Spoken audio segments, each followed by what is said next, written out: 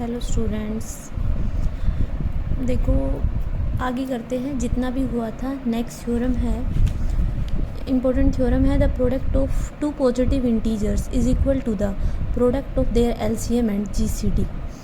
कि अगर दो इंटीजर लेते हो ए और बी, तो कह रहा है प्रूव करिए कि ए और बी का प्रोडक्ट मतलब A into B equals to A B का एलसीएम इंटू ए बी का जीसीडी उसके बराबर होगा।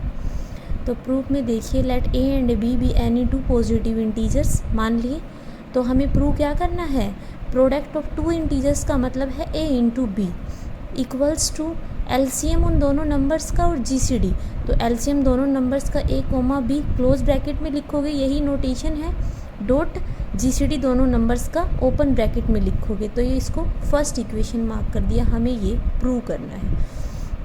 अब देखिए इसमें करना क्या है, सबसे पहले माना लेट ए बी की जीसीडी वैल्यू को हमने डी मान लिया एंड ए बी की एलसीएम वैल्यू को हमने एम मान लिया। अब देखिए अगर ए बी का जीसीडी डी है तो जीसीडी की डेफिनेशन कहती है there exist integers a1 and b1 such that, दो इंटीजर इस तरह से एग्जिस्ट करते हैं। अगर ए बी का जीसीडी डी है तो डी ए को डिवाइड करेगा और डी बी को भी डिवाइड करेगा, ये डेफिनेशन कहती है। इन्होंने यहाँ सीधा लिखा है कि अगर दोनों का जीसीडी डी है तो आपको दिमाग में यही पॉइंट करना चाहिए कि इसका मतलब डी ए को डिवाइड करता है और डी बी को डिवाइड करता है। There exist integer a1 and b1, दो इंटीजर ऐसे एग्जिस्ट करते हैं सच दैट ए की वैल्यू बराबर होगी a1d और b की वैल्यू बराबर होगी b1d। जो दो इंटीजर माने थे उन दोनों की जीसीडी वैल्यू 1 होती है। इसको सेकंड इक्वेशन मार्क कर दिया। अब देखिए इन्होंने यहाँ लिखा है देयरफॉर a डिवाइड करता है a1 b1d को और b डिवाइड करता है a1 b1d को। ये लाइन समझना कैसे लिखी है। अगर मैं यहाँ ये लिखती हूँ कि टू को डिवाइड हमेशा करेगा या नहीं करेगा। उसके बाद ये थ्योरम थी कि अगर ए बी को डिवाइड करता है तो बी के हर मल्टीपल को डिवाइड करेगा। क्या मैं ऐसा लिख सकती हूँ कि 2 डिवाइड करेगा 2 इंटू 4 लिख दिया उसको भी, 2 डिवाइड करेगा 2 इंटू 6 लिख दिया उसको भी। समझ रहे हो ना, ऐसा लिख सकते हो। तो क्या हम ऐसा लिख सकते हैं कि a1d डिवाइड करेगा a1d को? भाई सेम नंबर खुद को डिवाइड करेगा, इसमें कोई दिक्कत है नहीं है ना। अब a1d अगर a1d को डिवाइड करता है तो a1d में अगर कोई मल्टीपल लगा दे तो उसको भी करेगा।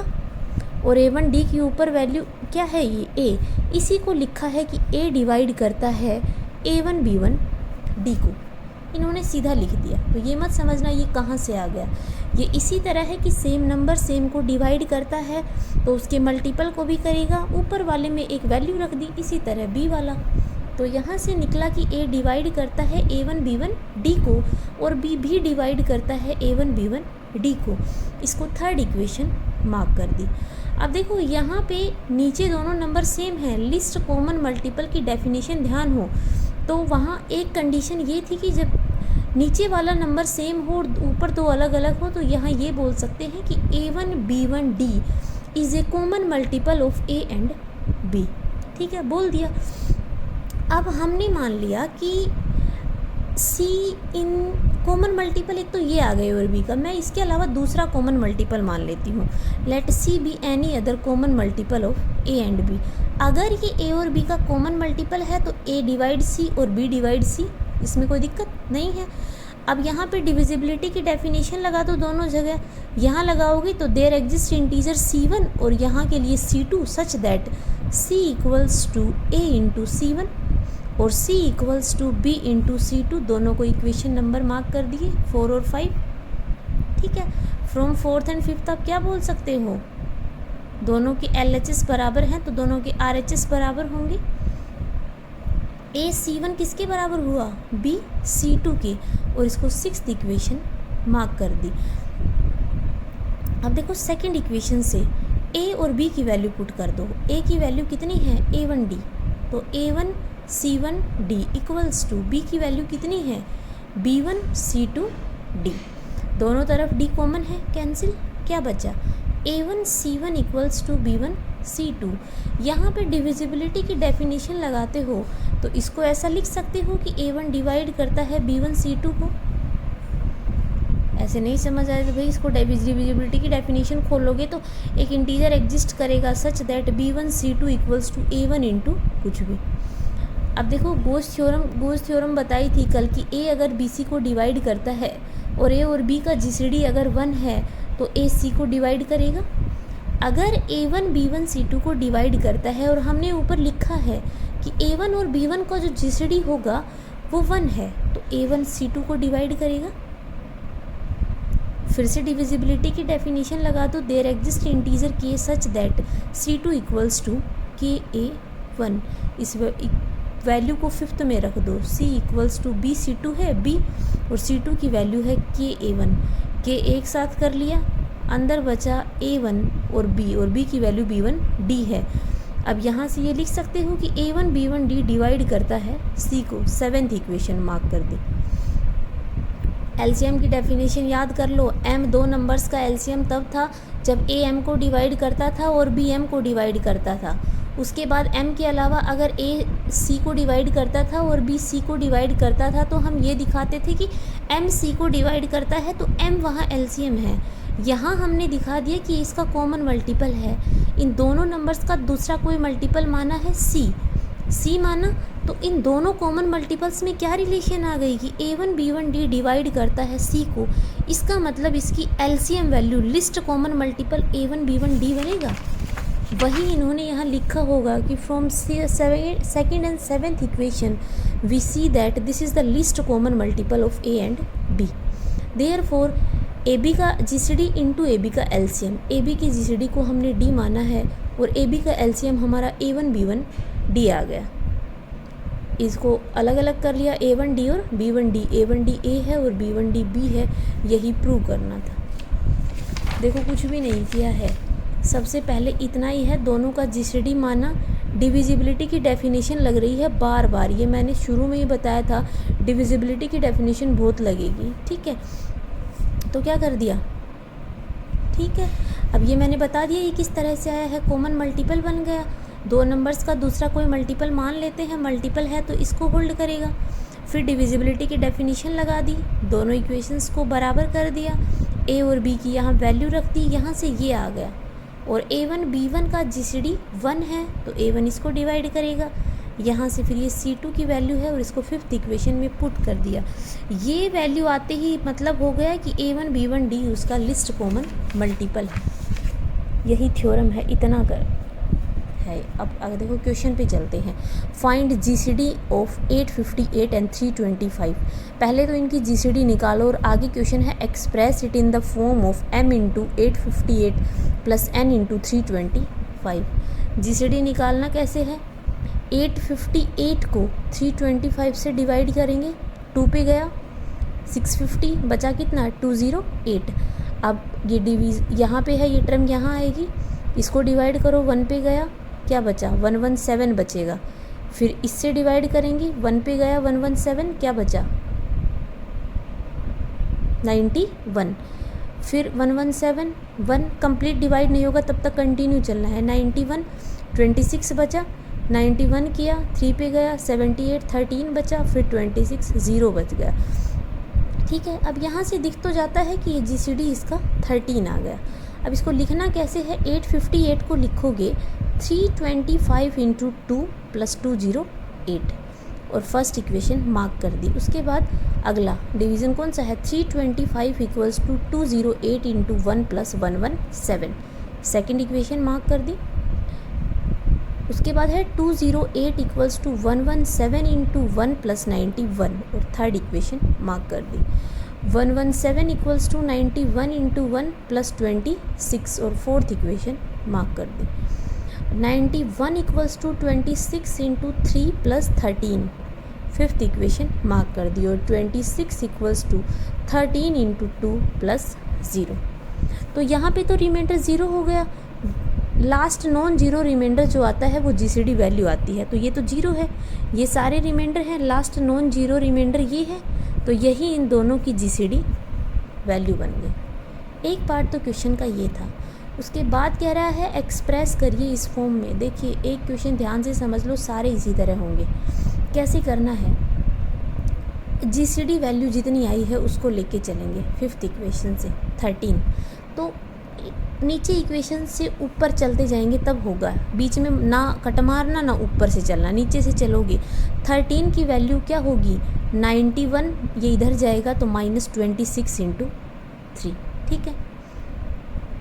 अब देखो काम क्या है, 13 की वैल्यू रख दी, इसके बाद हमें 26 की वैल्यू रखनी है, उसके बाद हमें 91 की वैल्यू रखनी है, और उसके बाद हमें 117 की रखनी है, और उसके बाद हमें 208 की रखनी है, इस सीरीज़ में रखनी है। 13 की रख दी। अब आ गई 13 से ऊपर वैल्यू है 26, इसका मतलब अब हमें 26 की वैल्यू रखनी है।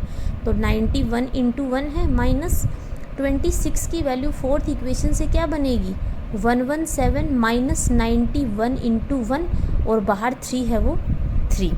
अब हम इसको खोलेंगे तो 91 इंटू 1, देखो ये इंटू में इसलिए चल रहे हैं, यहाँ पे मल्टीप्लाई मत करना इनको, जो नंबर्स हैं 858 325 इनको यही रहने देना, इनके मल्टीपल बदल दो। माइनस इसको इससे करोगे तो फिर मल्टीप्लाई नहीं करनी, 117 इंटू 3 लिख दो, माइनस और माइनस प्लस 91 इंटू 3। अब 91 इंटू 1 ये है और 91 इंटू 3 ये, तो 91 इंटू 4 बन गया ये, और माइनस ये हमने 26 की वैल्यू रख दी थी, उसके ऊपर है 91, तो 91 की वैल्यू क्या है 208 माइनस 117 इंटू 1 इंटू बाहर क्या है 4, और माइनस ये सेम। अब इसको खोल लो, 208 into 4 minus 117 into 4 minus 117 into 3, इन दोनों को इकट्ठा करोगे तो माइनस 117 इंटू 7 बनेगा। 91 की वैल्यू रख दी थी, उससे ऊपर है 117 की वैल्यू रखेंगे। अब इसकी वैल्यू है 325 माइनस 208 इंटू 1, और इंटू 7 है वो है 208 इंटू 4 माइनस 325 इंटू 7 माइनस और माइनस प्लस 208 इंटू 7, इन दोनों को इकट्ठा कर दोगे तो 208 इंटू 11 माइनस दिस। 117 की रखने के बाद 208 की वैल्यू रखेंगे, ये क्या है 858 माइनस 325 इंटू 2, और इंटू बाहर है वो 11, और ये same 858 into 11 minus 325 into 22 minus 325 into 7, ये क्या, ये तो सेम है, और इन दोनों को करोगे तो माइनस 325 इंटू 29। देखो इस सीरीज़ में पुट करोगे तो लास्ट में ये नंबर जो चाहिए वही नंबर आ गए। 858 के साथ जो भी है उसको अलग कर लो, और 325 के साथ साइन देखो -29 है तो अलग कर लो। अब 13, ये 13 के बराबर चल रहा है, लिखा गया, इसको m मान ले और इसको n मान ले, m बता दिया, ये m होगा और ये n होगा। मुश्किल नहीं है, जो जीसीडी आए उस इक्वेशन को लेके चलो, उल्टे पुल्टी वैल्यू मत पुट करना। 13 की रख ली, उसके बाद 26 की रखना, उसके बाद इसकी और लिख देना। नेक्स्ट क्वेश्चन देखिए, ये थोड़ा छोटा है, इससे समझ आ जाएगा। फाइंड जीसीडी ऑफ 28 और 49। कैसे निकालोगे, 49 को 28 से डिवाइड करोगे, 1 पे गया, बचा क्या है 21, यहाँ क्या आएगा 28, 1 पे गया, 7 बचा, 21 3 पे गया कम्प्लीटली। लिखोगे कैसे, 49 equals to 28 into 1 plus 21, 28 equals to 21 into 1 plus 7, और 21 equals to 7 into 3 plus 0। Last non zero remainder कितना है 7 जीसीडी है।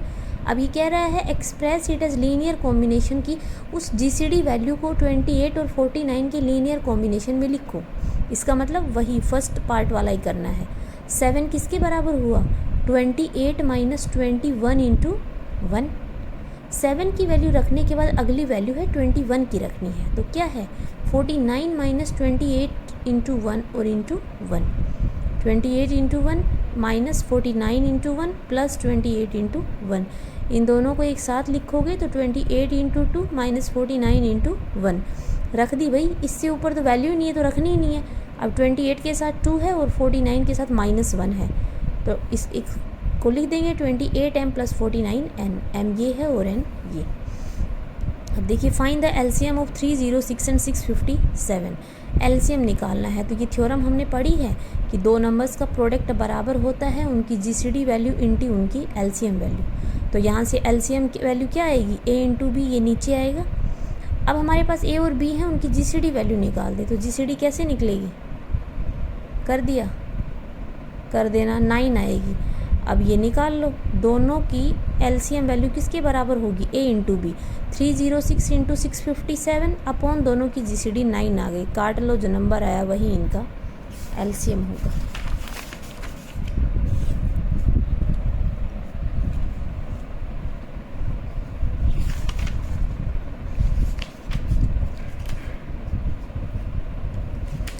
For n greater than 0 prove करिए एन ए एन बी की जीसीडी वैल्यू बराबर होगी, जो कॉमन है वो बाहर निकल जाएगा, n और ए बी की जीसीडी वैल्यू। सॉल्यूशन में देखिए, लेट हम मान लेते हैं ए और बी की जीसीडी वैल्यू कितनी है? d, और एन ए और एन बी की जीसीडी वैल्यू कितनी है? f, और x और y कोई भी दो इंटीजर मान लिए। इसको लेके चलते हैं, f बराबर है एन ए एन बी। एक थ्योरम बताई थी पर 2-3 दिन पहले कि डी अगर ए बी की जीसीडी वैल्यू है तो पहले तो ये था कि वो दोनों के लीनियर कॉम्बिनेशन में लिखा जाता है और उस फॉर्मेट की जो वैल्यू होगी वही स्मॉलेस्ट या लिस्ट वैल्यू बनती है। तो अगर ये जीसीडी वैल्यू है तो हम लिख सकते हैं कि ये बराबर होगा smallest positive value of n a के साथ मल्टीपल लगा दो प्लस एन बी के साथ मल्टीपल लगा दो। अब n यहाँ से बाहर निकल जाएगा और ये बन जाता है smallest positive value of x a plus y b. अब अगर ये इस ए और बी के लीनियर कॉम्बिनेशन की लिस्ट वैल्यू है, इसका मतलब ये ए और बी की जीसीडी वैल्यू है, तो f किसके बराबर आ गया? एन डी, दोनों की वैल्यू रख दी, यही प्रूव करना था। इतना कर लेना और नेक्स्ट लेक्चर में करते हैं। Thank you.